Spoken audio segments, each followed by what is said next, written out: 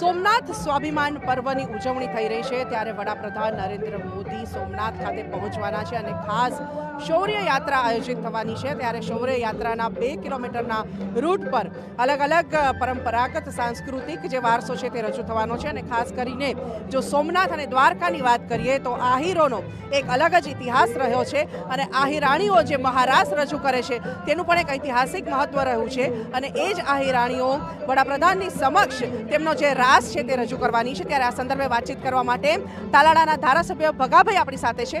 ભગાભાઈ, આહીરોનો એક અલગ જ ઇતિહાસ રહ્યો છે, વડાપ્રધાન અહીંયા આવી રહ્યા છે, કયા પ્રકારનો કાર્યક્રમ?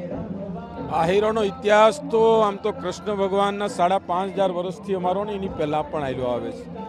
આહીરો કાયમી માટે દેશ માટે અને દેશના કામ માટે ખપી જતા પણ હોય છે અને મોદી સાહેબ જ્યારે 1000 વર્ષ પછીનો ઇતિહાસ વાગોળવા માટે અને ભગવાન દાદો સોમનાથના સાનિધ્યની પવિત્ર ભૂમિમાં જ્યારે અમને જન્મ લેવાનો મોકો મળ્યો હોય ત્યારે અમે પણ અમારું સૌભાગ્ય ગણીએ છીએ અને એમાં આહીરો પણ પાછા ના રહીએ। એટલે મોદી સાહેબનું સ્વાગત કરવા માટે અમારી 1000 બહેનો કાલે મહારાષ્ટ્રનું એક શ્રુતિ સીન અહીંયા રજૂ કરીને મોદી સાહેબનું સ્વાગત કરશે અને દાદા ભોળિયાનાથને વિશ્વ શાંતિ માટે, સૌના કલ્યાણ માટે અને 2047માં વિકસિત ભારત બને એવું નરેન્દ્રભાઈ મોદી સાહેબનું જે સપનું છે એ સપનું સાકાર કરવા માટે સૌ લોકો અમે પ્રાર્થના કરશું। 2047નું સ્વપ્ન અને 1000 વર્ષ જૂનો ઇતિહાસ જ્યારે સોમનાથમાં રજૂ થઈ રહ્યો હોય ત્યારે આહીરાણીઓ પણ તેમના મહારાસને રજૂ કરવા જઈ રહી છે। જે મહારાસના સંયોજક છે નંદુબેન, તે આપણી સાથે વાત કરશે। નંદુબેન, આવતીકાલે ઐતિહાસિક દિવસ આહીરાણીઓ માટે, શું કહેશો?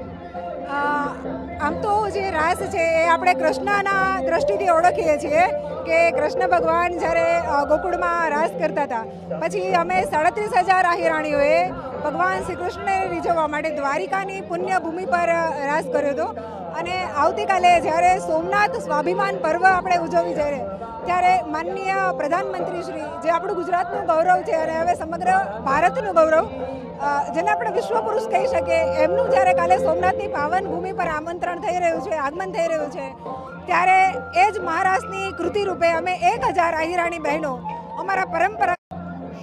મારું નામ રામધ્યાના જગદીશભાઈ છે। આજે સોમનાથના સાનિધ્યમાં નરેન્દ્રભાઈ મોદી પધારી અમે મહારાસ રમશું તેના સ્વાગત માટે જય સોમનાથ।